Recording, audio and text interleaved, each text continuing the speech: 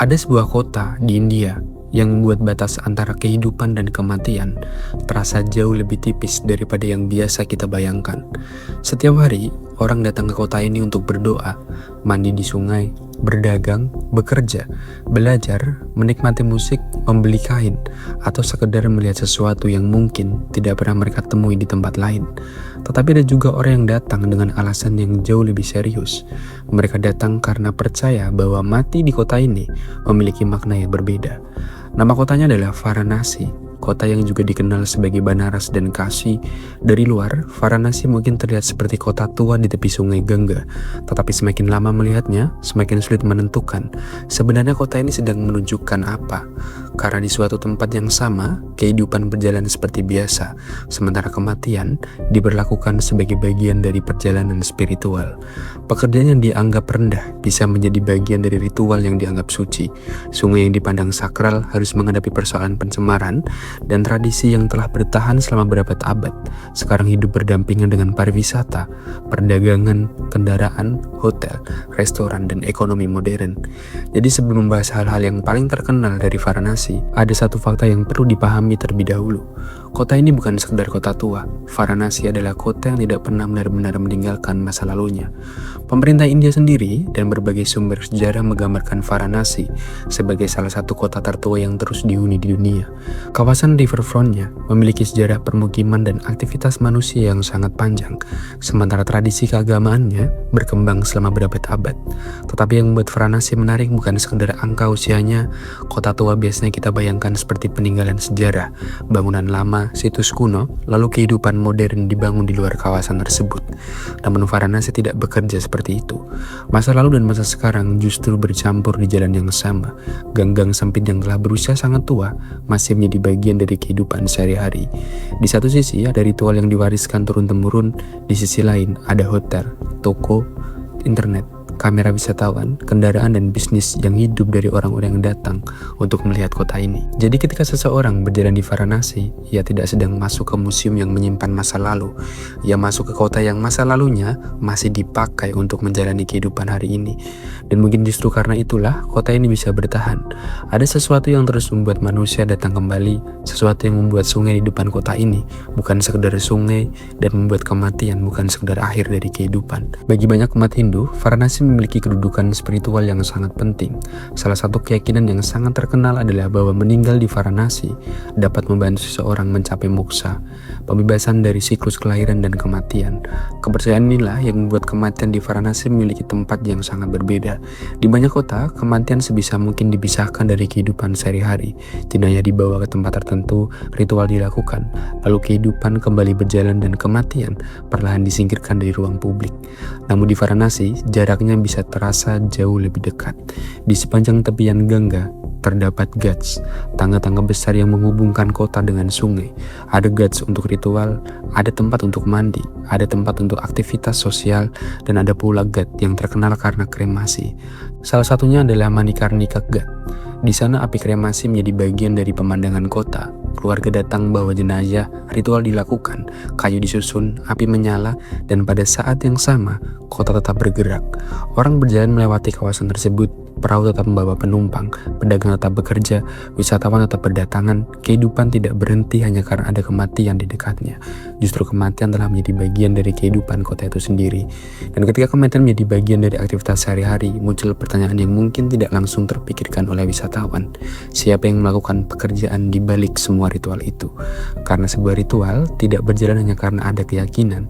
Ada manusia yang menyiapkan tempatnya, mengurus prosesnya, mengangkat kayu, menangani jenazah, menjalankan aturan tradisi, dan memastikan proses tersebut berlangsung. Dan disinilah kisah komunitas Dom menjadi sangat penting. Selama berabad-abad, komunitas Dom memiliki hubungan historis yang kuat dengan pekerjaan kremasi di Varanasi, khususnya di Manikarnika dan Harishchandra Ghat. Dan di balik pekerjaan tersebut terdapat sejarah sosial yang jauh lebih rumit daripada sekedar pekerjaan di tempat kremasi.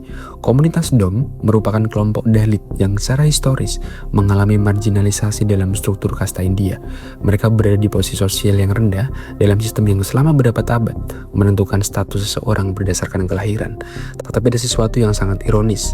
Pekerjaan yang secara sosial dianggap rendah justru berada di pusat salah satu ritual paling penting dalam kehidupan keagamaan.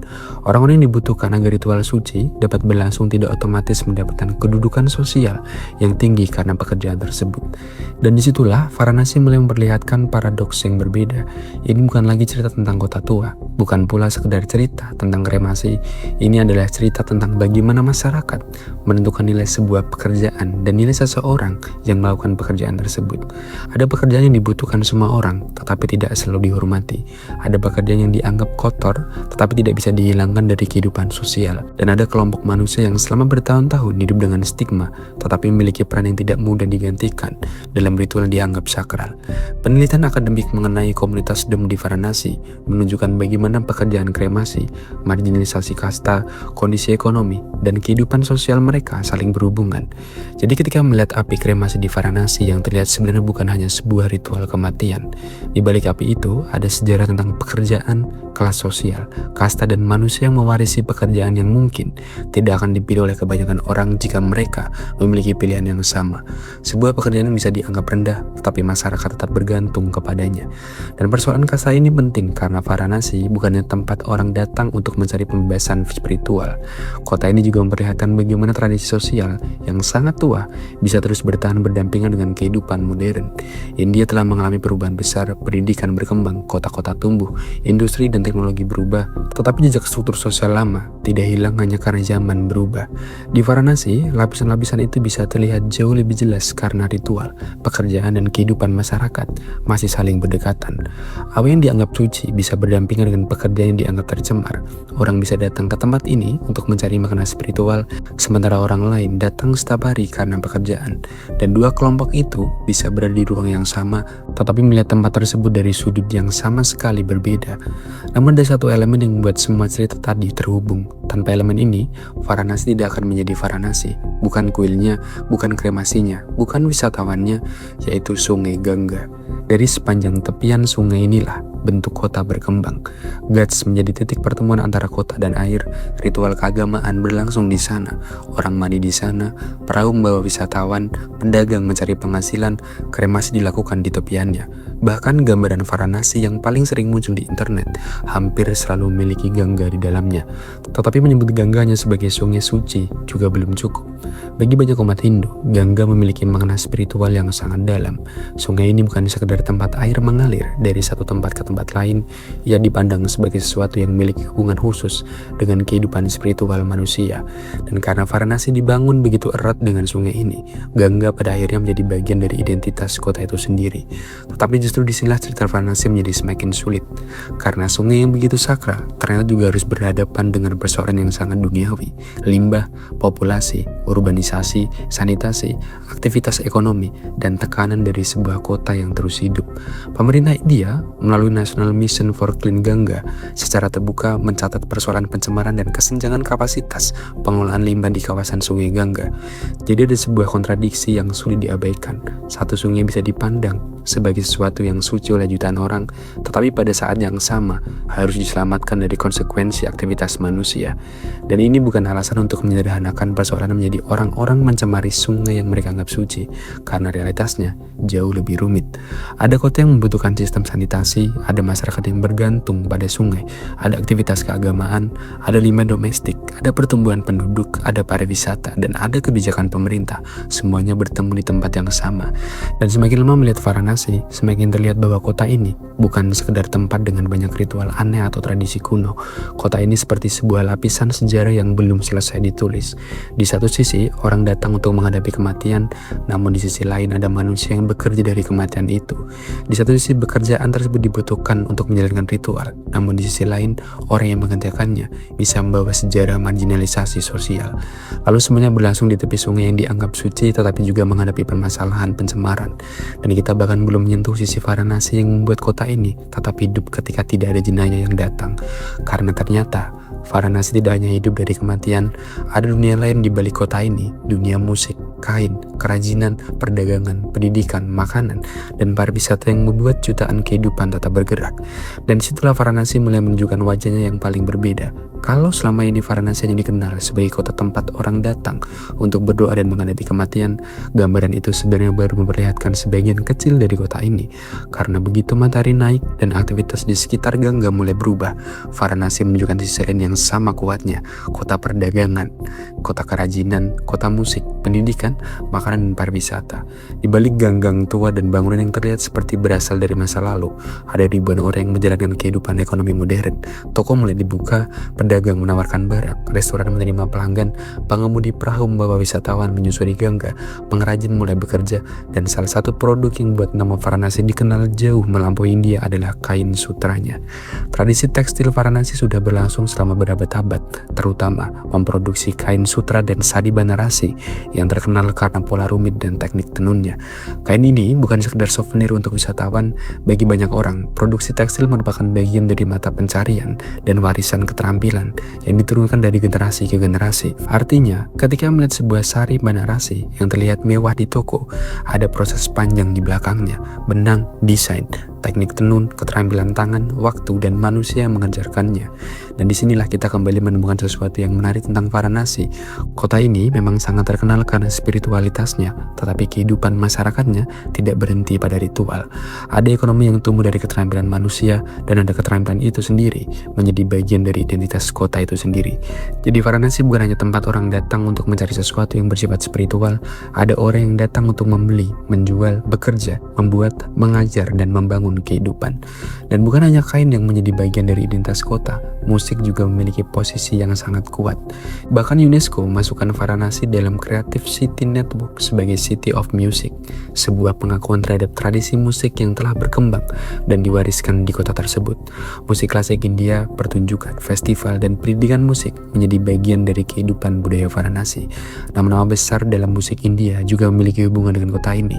Jadi kalau pada satu sisi Varanasi dikenal karena suara ritual dan lonceng kuil, pada sisi lain kota ini juga memiliki dunia musik yang sangat serius. Ada orang yang belajar bertahun-tahun untuk menguasai alat musik, ada guru yang mengajarkan tradisi kepada murid, ada pertunjukan yang menarik pengunjung, dan ada industri budaya yang membuat tradisi lama tetap memiliki tempat dalam kehidupan modern. Ini penting karena menunjukkan bahwa Varanasi tidak bertahan hanya karena masa lalunya. Kota ini terus menghasilkan sesuatu yang bisa dibawa ke masa depan. Tetapi semakin banyak wisatawan datang, semakin besar pula ekonomi yang muncul di sekitar mereka. Hotel, penginapan, restoran, toko, transportasi, pemandu wisata, perahu, jasa fotografi, souvenir, makanan jalanan, sampai berbagai layanan kecil mendapatkan bagian dari arus manusia yang datang ke kota ini. Varanasi menjadi tempat di mana spiritualitas juga memiliki konsekuensi ekonomi. Seorang datang karena keyakinan, tetapi perjalanan mereka membutuhkan kendaraan, mereka membutuhkan tempat tinggal, mereka membutuhkan makanan, mereka membeli sesuatu, mereka menggunakan jasa orang lain. Bahkan pengalaman spiritual terlihat sangat personal, akhirnya menciptakan rantai ekonomi yang sangat panjang. Dan ini bukan karena keyakinan mereka menjadi sekedar bisnis, justru yang menarik adalah bagaimana sesuatu yang sangat sakral bisa sekaligus menciptakan kehidupan ekonomi bagi orang-orang yang tinggal di sekitarnya. Namun ada konsekuensi dari semua itu. Semakin terkenal sebuah tempat, semakin banyak orang datang. Semakin banyak orang datang, semakin besar uang yang berputar. Tetapi semakin besar pula tekanan terhadap kota, sungai, lingkungan, ruang publik, dan kehidupan masyarakat lokal. Varanasi harus mempertahankan identitasnya sekaligus menghadapi tuntutan kota modern. Ia harus menjaga tradisi sambil menghadapi pariwisata, harus mempertahankan sungai sebagai pusat kehidupan sambil menghadapi persoalan pencemaran, harus mempertahankan kerajinan lama ketika generasi muda memiliki pilihan pekerjaan lain, dan harus mempertahankan karakter kota ketika semakin banyak orang datang untuk mencari pengalaman yang sudah mereka lihat sebelumnya melalui internet. Mungkin disitulah salah satu pertanyaan terbesar tentang Varanasi muncul. Ketika sebuah kota menjadi terkenal karena masa lalunya, bagaimana kota itu bisa tetap menjadi rumah bagi orang-orang yang hidup di masa sekarang? Karena wisatawan bisa datang, mengambil foto, melihat ritual, membeli kain, naik perahu, mencicipi makanan lalu pergi. Tetapi orang-orang yang tinggal di Varanasi harus hidup dengan seluruh konsekuensinya setiap hari. Mereka tidak datang untuk mengalami mengunjungi Varanasi, mereka adalah bagian dari Varanasi. Dan itu membuat kota ini terasa sangat berbeda jika dilihat dari sudut pandang penduduknya. Bagi wisatawan, api kremasi mungkin menjadi pemandangan yang sulit dilupakan, namun bagi keluarga dan membawa jenazah, itu adalah momen paling berat dalam kehidupan mereka. Bagi pekerja di sekitar Ghat, itu adalah pekerjaan, namun bagi pedagang, kerumunan manusia adalah pelanggan. Bagi pengemudi perahu, sungai adalah tempat mencari nafkah, namun bagi pengrajin, kota adalah tempat mempertahankan keterampilan. Bagi musisi, kota adalah guru, dan bagi orang yang lahir dan besar di sana, semua itu bukan sesuatu yang harus dipisahkan menjadi sisi unik dan sisi gelap. Semuanya adalah kehidupan sehari-hari. Jadi mungkin pertanyaannya bukan lagi mengapa begitu banyak orang datang ke kota ini untuk mencari sesuatu yang mereka anggap suci. Pertanyaannya justru ketika sebuah kota berhasil membuat kehidupan, kematian, agama, pekerjaan, perdagangan, kasta, budaya, dan pariwisata hidup berdampingan selama ribuan tahun. Sebenarnya siapa yang sedang membentuk Varanasi? Tradisinya, orang-orangnya, atau waktu itu sendiri? Aneh memang, tapi inilah fakta Varanasi.